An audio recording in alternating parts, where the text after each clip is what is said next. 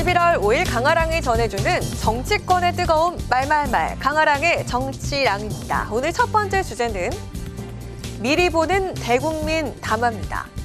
내일 모레 오는 7일 윤석열 대통령이 최근 논란이 된 공천 개입 의혹 등에 대한 대국민 담화를 진행하는 가운데 과연 대통령이 어떤 대안과 메시지를 내놓을지 이목이 집중되고 있습니다. 국민의 눈높이에 맞는 담화가 되길 기대하고요. 반드시 그래야 한다라고 생각합니다. 인위적인 인적 쇄신은 안 할 거다 이런 입장으로 좀 알려져 있는데 어떻게 보세요? 더 필요하다라고 보시는? 어떤 심기일전해서 새로운 출발을 하고 2년 반이나 남았잖아요. 신뢰를 다시 받고 그런 차원에서 필요하다는 것이잖아요. 왜 해야 되느냐에 대한 국민적인 필요성과 공감이 충분히 있다고 생각합니다. 앞서 윤 대통령을 향해 대국민 사과가 필요하다고 역설한 한동훈 대표는 무엇보다 대통령의 과감한 쇄신 개각을 촉구했습니다. 친윤계 인적 쇄신을 요구하는 목소리에 이렇게 응수했습니다. 단순히 국면을 전환하기 위해 사람을 바꾸는 것은 우리가 이제는 지양해야 할 점이 아닌가 싶습니다. 상대를 무조건 비판하고 비난하고 공격하기 위해서 쇄신하라는 것은 조금은 결이 다르다 생각하고요. 국민들께서 납득할 만한 이런 변화는 있지 않겠나 생각이 됩니다. 과감한 쇄신 개각 외에도 대통령실 참모진 전면 개편과 김건희 여사의 대외 활동 중단 그리고 국정기조 전환을 비롯한 명태균 씨 관련 엄정하고 신속한 수사를 구체적으로 요구를 했습니다. 대통령이 이를 어디까지 받아들일 것이냐 부분도 관전 포인트입니다. 진정성 있게 좀 수용을 해야 되고 용산의 여러 참모들도 그간에 좀 진중하게 또 진언을 드리고 이렇게 했기 때문에 최근에 제기되고 있는 여러 가지 비판적 시각을 해소할 수 있는 그런 진정성 있는 담화는 형태지 않을까 기대를 하고 있습니다. 민주당은 대통령의 대국민 담화의 성패는 김건희 여사에 대한 특검 수용 여부에 달렸다는 점을 강조했습니다. 여당 내에서도 제대로 된 메시지가 나와야 한다는 목소리가 나왔습니다. 자화자찬적인 메시지는 하시면 안 될 것 같아요. 그다음에 국민들에 대한 진솔한 사과가 필요하다고 생각해요. 이것이 법적으로 아무 문제가 없지 않느냐라는 얘기를 국민들이 받아들이지 않습니다.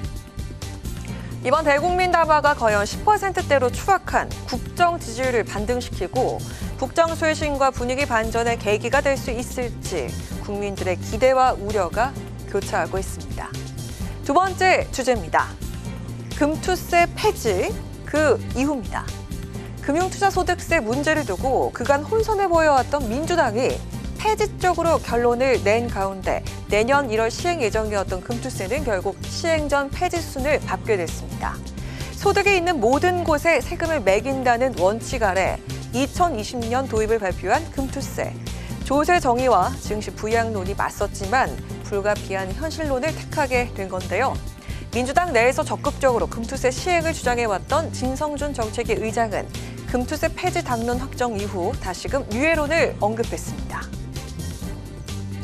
혼란이 계속 가중될 상황이 예상되기 때문에 정치적 여건이나 주식시장 상황을 보아서 재입법하기로 하고 현 수준에서는 폐지하자 이렇게 결정한 것으로 압니다. 정무적 판단이 훨씬 컸다고 생각합니다.